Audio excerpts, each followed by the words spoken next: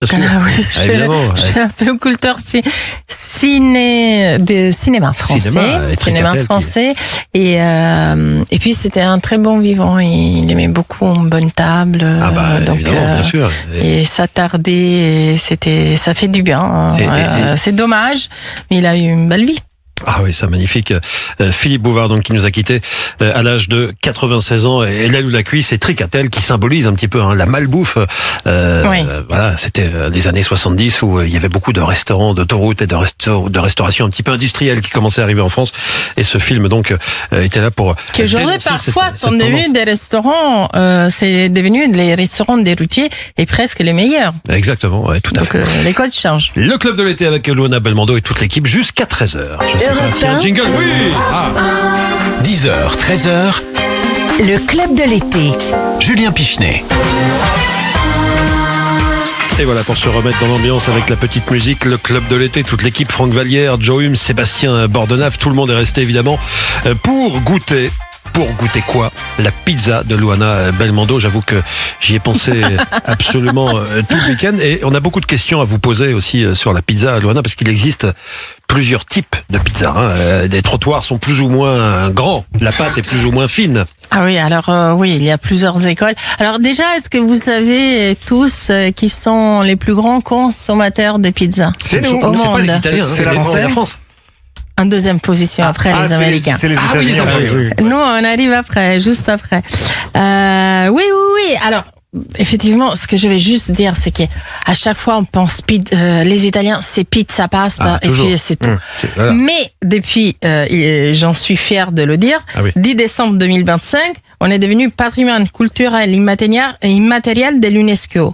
Tout ça, la cuisine italienne. C'est-à-dire que c'est la première fois qu'une tradition culinaire nationale a une telle récompense, dont les pizzaiolo italiens. Quand on dit, alors, quel type de pizza? En général, il y a deux types de pizza. Il y a bonne. Non, alors oui, il y a les bonnes et les mauvaises. Sur ça, on peut en revenir. Mais sur la question, il y a surtout la pizza napolitaine et la pizza romaine. L'unique point de divergence, mes amis napolitains, m'en voulez pas. Moi, j'adore la pizza romaine parce que je suis romaine. Les deux sont excellentes. Il faut juste s'aimer. La pizza, forcément napolitaine, elle est plus souple, moelleuse. Il y a le fameux, vous savez, le bord qu'on appelle le cornicione, il gonfle, il est très important. Elle sort du four et quand elle sort du four, vraiment, il faut la manger immédiatement. C'est pas une pizza qu'elle doit attendre. C'est une pizza qu'elle se déguste tout de suite parce qu'autrement, la pâte devient très élastique. La pizza romaine, elle se déguste aussi tout de suite, mais disons qu'elle est beaucoup plus fine et croustillante. Et en plus, à Rome, on a un autre type de pizza que ça s'appelle la pizza al taglio, qui a été à Rome, peut-être a été s'est promené. C'est un peu notre street food où, pour moi, c'était le repas du dimanche soir. C'est la pizza qu'on coupe, qu'elle est dans des grandes plaques rectangulaires. Il y a différents goûts et en fait, on découpe la quantité qu'on veut et puis on a la chance de pouvoir en déguster. J'ai vu ça à Rome la dernière fois. Oui, ça c'est très très bon. Ah oui, c'est formidable. C'est délicieux. Luana, on a tous fait des pizzas à la maison. Pourquoi elles sont pas pareilles, j'ose pas dire pas aussi bonnes que celles que font les pizzaiolos dans des restaurants? Alors, d'abord, c'est le four. Le four, c'est hyper important. Il faut savoir qu'un bon pizzaiolo, il fait une pizza dans un four à feu de bois. Mais même si aujourd'hui il y a des super fours modernes et tout ça, mais un four, et donc la température est extrêmement élevée, donc une cuisson aussi rapide. Chez nous, dans un four traditionnel, la pizza cuit beaucoup plus lentement, elle risque donc de se sécher un peu avant d'obtenir cette pâte, vous savez, un peu légère et que les bords gonflent bien. Mais il y a aussi le secret de la pâte, et ça, on peut le faire à la maison d'un coup. Bon. Le temps. Une bonne pâte demande une vraie fermentation. Le mieux pour moi, c'est la préparer à la veille. Moi, je la prépare et je la mets au frigo. Ça, c'est l'astuce.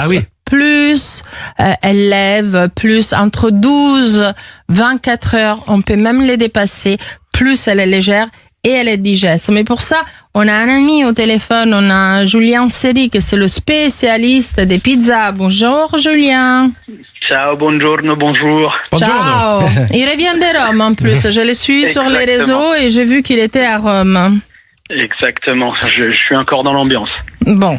Alors, on parle des pizzas. Bienvenue avec nous au Club de l'été sur Europe 1 en direct. Dis-nous, la bonne pizza. Qu'est-ce que c'est une bonne pizza ? Effectivement, déjà, il y a plusieurs écoles parce que entre Rome et Naples, on est totalement différents. On n'a pas la même définition. Et en fait, moi, je trouve que c'est très subjectif parce que la bonne pizza, c'est celle qu'on a l'habitude de manger. C'est-à-dire qu'aux États-Unis aussi, se sont mis à faire de la pizza. En Argentine, avec la fugaceta. Dans tous les pays, on fait un peu de la pizza et chacun trouve que la sienne est la meilleure. Mais moi, étant un pied d'origine romaine, je préfère quand même celle de Rome. Oh, merci. Tu le fais pas pour moi, j'espère. Alors, si tu as inséré une astuce à nous donner, justement, Julien, et soulever cette question pour bien la réussir à la maison. Le temps, voilà. Comme tu disais, il faut prendre le temps de laisser les choses faire. Il faut que la pâte soit bien alvéolée. Il faut qu'elle soit pas trop élastique. Il faut prendre son temps avec la pizza et malheureusement, c'est ce qui nous manque à chaque fois. Donc, pour moi, la meilleure solution pour manger une bonne pizza, ça reste encore d'aller voir son artisan et de lui demander pourquoi pas de lui acheter un pâton pour gagner du temps quand on est pressé. C'est bien, ça se fait de plus en plus d'ailleurs. Est-ce qu'on peut réussir une pizza ? Moi, je n'ai qu'un petit four chez moi, mais vraiment un petit four. Hein. Est-ce qu'on peut réussir une bonne pizza à la maison quand on n'a pas un four de compétition, j'ai envie de dire ? Elle sera jamais pareille qu'une pizza au restaurant. Au restaurant, elle est cuite entre 330 et 450 selon la typologie de pizza. Ouais. Donc on n'est pas du tout sur la même chose. Mais elle est toujours bonne parce que quand on prépare soi-même, qu'on y met du cœur, qu'on y met de l'énergie, qu'on y met des bonnes intentions. La cuisine italienne, elle a ça de beau. C'est que on est sur des ingrédients simples, des recettes qui sont plutôt simples, mais il faut des bonnes intentions. Et même à la maison, je pense qu'on peut faire des belles pizzas. Et Luana peut confirmer, on peut même faire des pizzas. Moi, ma grand-mère me faisait des pizzas à la poêle. Oui, bien sûr, moi j'ai fait des pizzas à la poêle, oui. Mais ça sera pour une autre émission. Ouais. Julien, une dernière question. Comment comprendre quand on va manger une pizza, si elle est bonne ou pas ? C'est-à-dire, tu as entre la pâte, les ingrédients, un très court, dis-nous, qu'est-ce que fait quand on mange dehors une bonne pizza ? Moi, mes red flags, c'est quand j'arrive dans une pizzeria et qu'il y a de l'origan sur toutes les recettes. Ça veut dire que l'origan est déjà dans la tomate et donc c'est une tomate qui a été achetée assaisonnée. Et quand il y a écrit fromage au lieu de mozzarella, ça veut dire qu'on ne sait pas trop ce qu'il y a. Ouais. Ça, c'est vrai que les cartes... Ouais, on peut vite voir. Hein, souvent, on a effectivement ce fromage très uniforme, qui c'est un mélange de fromage industriel. Sur la pizza, on met la mozzarella, donc ça peut pas être uniforme. Non. Merci Julien. On te retrouve où ? Sur les réseaux sociaux et puis au restaurant Cardito, voilà, donc où je fais de la cuisine italienne avec une petite touche de France. C'est génial, les deux plus belles gastronomies du monde. Ah, exactement. Merci beaucoup Julien et Luana, donc on revient dans un instant avec une pizza.